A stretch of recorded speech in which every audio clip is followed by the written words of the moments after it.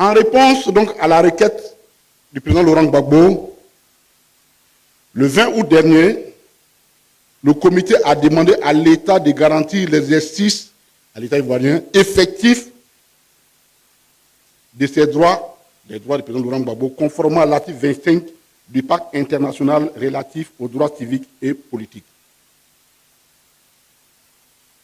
S'il est constant que les mesures provisoires demandées par le requérant ont été rejetées par le comité, il n'en dépend pas moins que le comité a expressément demandé à l'État ivoirien de veiller au respect des droits politiques et civils du président Laurent Gbagbo. En d'autres termes, l'État a une obligation de résultat tout en conservant le libre arbitrage des moyens à mettre en œuvre pour arriver à ce résultat qui consiste au respect des droits politiques du président Laurent Gbagbo.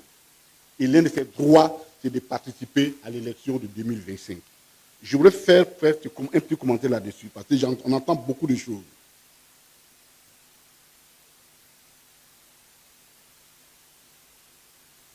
Lorsque nous avons saisi le conseil, le comité, nous avons demandé quelque chose de façon précise. On a demandé que le président Laurent Gbagbo, ses droits sont violés de façon constante. Et qu'en ce qui concerne l'élection présidentielle, nous avons demandé un certain nombre de mesures dont son nom, on inscrit son nom sur la liste électorale. C'est ce que nous avons demandé. C'est ce qu'on appelle les mesures provisoires que nous avons demandées. La Cour dit, moi je ne mets même pas dans le comité dit non, moi je n'ai pas un problème avec ça. Je ne vais pas obliger l'État à choisir par quelle voie il va corriger cette injustice. Moi, mon problème, je demande à l'État de Côte d'Ivoire, quelles qu'en soient les modalités, mais le résultat final doit être le même, préserver les intérêts, les droits politiques du président Laurent Gbagbo. En d'autres termes, la Cour est allée plus loin que nous. C'est vrai qu'elle n'a pas fait d'injonction sur les éléments précis que nous avons demandés. Mais nous, quels qu'en soient ces éléments, l'objectif, c'était d'arriver à ce résultat-là. Donc, j'entends dire, on a rejeté les mesures, les demandes de mesures provisoires qu'on a demandées. Oui, mais ça ne change rien sur le fond de la décision du comité des droits de l'homme.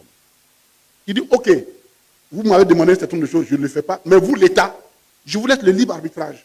Faites ce que vous voulez. Mais, conformément à votre engagement, l'article 25, il faut que vous arriviez à respecter les droits du président Laurent Gbagbo. Je ne sais pas si vous voyez la différence.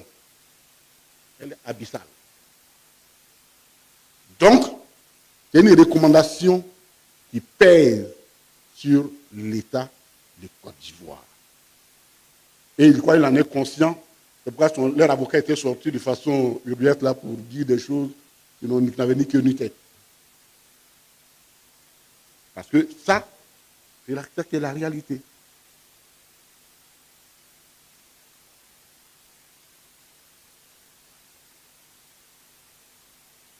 En tout état de cause, l'État ivoirien ne peut se soustraire de cette demande du Comité des droits de l'homme sans se mettre au banc de la communauté internationale ni violer la Constitution ivoirienne.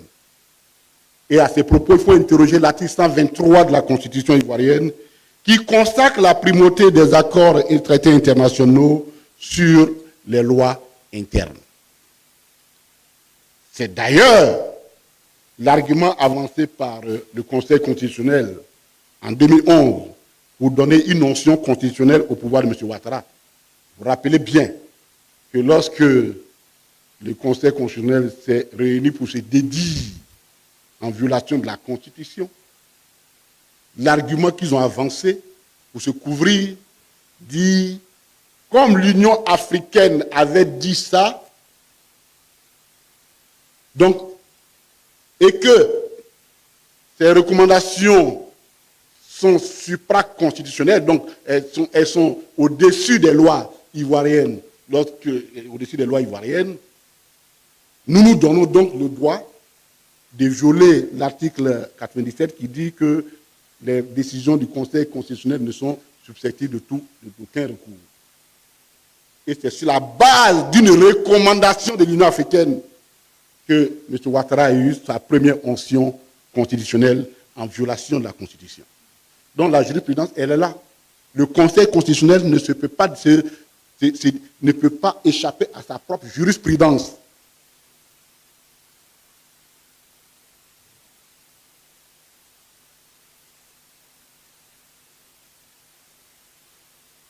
Et donc, que ce soit du point de vue du droit interne que du droit international, la candidature du président Laurent Gbagbo ne souffre d'aucune source d'illégalité. Nulle part on a écrit que pour être candidat, il faut être inscrit sur la liste électorale. La Constitution n'a jamais dit ça. La Constitution n'a jamais dit ça. La Constitution a donné des éléments. Tout au plus, une loi peut venir expliquer, mais elle ne peut pas venir ajouter une charge sur la tête des candidats que la Constitution n'a pas prévue.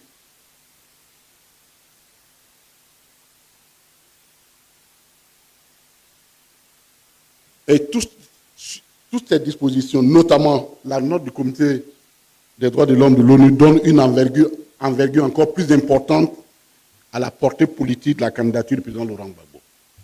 Quelle est cette portée politique? L'une des citations les plus connues de celui qui apparaît comme l'un des plus grands défenseurs des droits de l'homme, des droits civiques, Martin Luther King, est la suivante. Chacun a la responsabilité morale de désobéir aux lois injustes. Chacun a la responsabilité morale de désobéir aux lois injustes. Ce sur quoi ajoute l'archevêque anglican sud-africain, ajoute que si vous êtes neutre face à l'injustice, vous avez choisi le camp de l'injustice. Donc, devant une situation injuste, il n'y a pas une position de neutralité. Il n'y a pas d'alternative devant une situation injuste. On la combat, on la combat, on la combat jusqu'à la fin.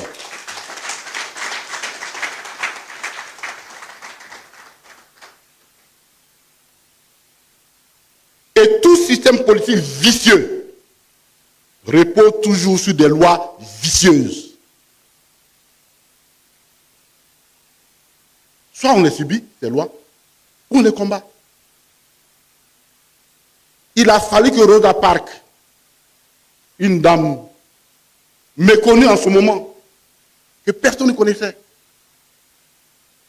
décida de ne pas se lever pour céder sa place à un homme blanc dans un bus,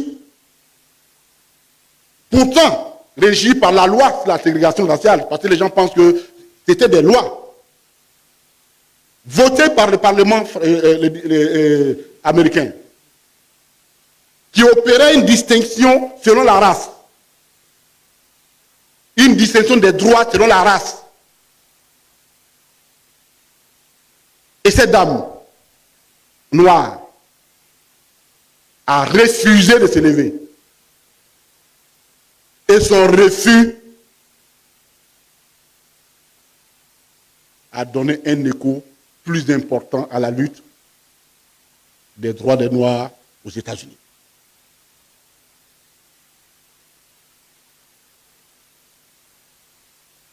L'apartheid aux États-Unis, en Afrique du Sud, elle était fondée sur des lois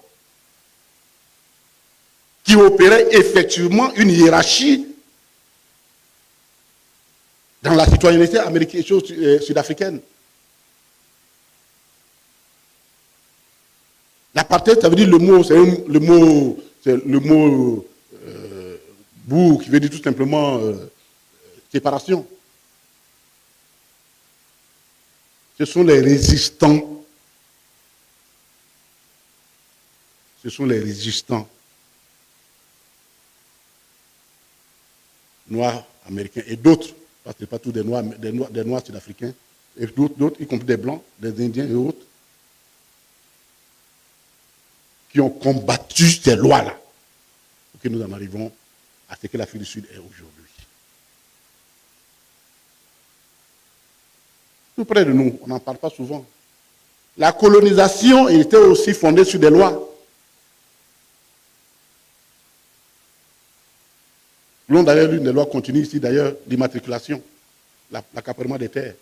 Elle était fondée sur des lois. Il a fallu que les Houphouët-Boigny et autres disent non pour qu'on parle d'indépendance.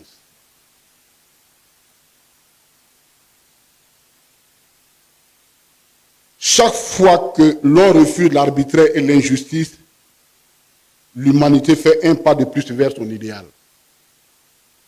Je répète, chaque fois que l'on refuse l'arbitraire et l'injustice, l'humanité fait un pas de plus vers son idéal. Or, le président Laurent Gbagbo est reconnu pour être un combattant inlassable, depuis sa tendre jeunesse, des situations injustes. Son courage et sa détermination ont réouvert l'accès au droit de vote multipartiste en Côte d'Ivoire. Lui qui a tout donné pour ce droit fondamental dans une république ne peut accepter d'en être arbitrairement privé. Sa candidature s'inscrit dans la logique de son combat politique, respectueux des valeurs républicaines. Il a essayé toutes les voies du dialogue. Malheureusement, ces styles ont été hermétiquement fermés par le régime, parfois avec un mépris consommé, comme l'ignorance totale accordée à ces deux demandes d'audience. En fait, le régime attend de nous, du président Laurent Gbagbo et de nous, une simple capitulation. Avec en prime de capitulation, que le président Laurent Gbagbo reconnaisse son état de braqueur de banque. C'est-à-dire, on se tait, ils sont forts, nous on se tait, et puis bon, ils font tout ce qu'ils veulent, et dit bon, voilà, comme ça, c'est qu'ils appellent la paix. Donc, tout le monde en paix. Et donc, nous, on est voleurs, on n'a qu'à accepter d'être voleurs.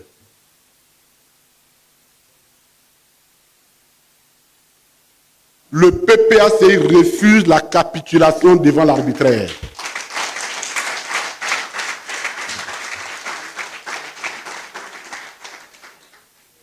Le PPACI s'oppose à cette haute humiliation de son président.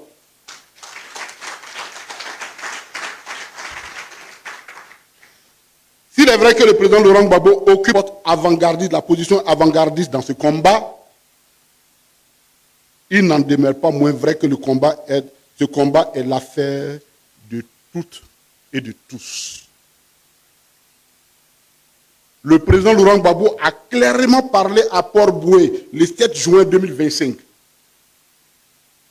Il a surtout parlé le 16 août dernier à Yopougon. Il ne fait l'ombre d'aucun doute. Le RHDP, comptant sur les forces de la République qu'il croit avoir privatisées, veut opérer un passage en force pour s'imposer, confirmant ainsi qu'il détient sa légitimité que des armes.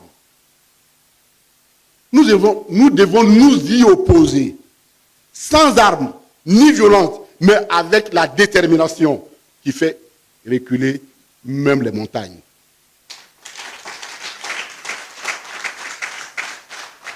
En utilisant tous les leviers démocratiques qui s'offrent à nous, selon notre Constitution. C'est une responsabilité collective qui dépasse la seule personne du président Laurent Gbagbo et celle des seuls militants du PPACI.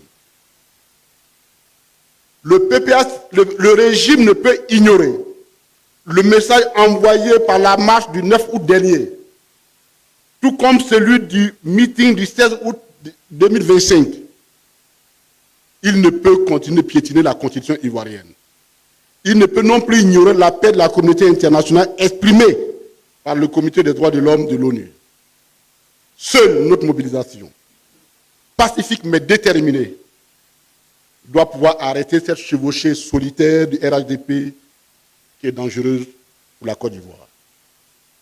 Le RHDP ne nous laisse aucun autre choix que d'aller au combat politique, à l'affrontement politique.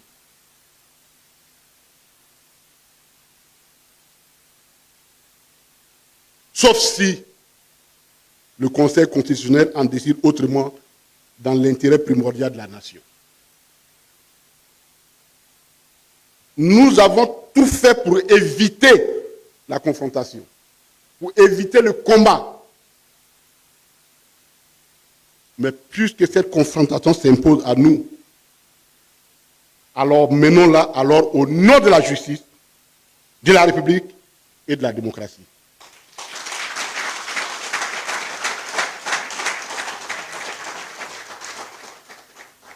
La direction du PPACI vous donnera dans les plus brefs délais les mots d'ordre précis à cet effet.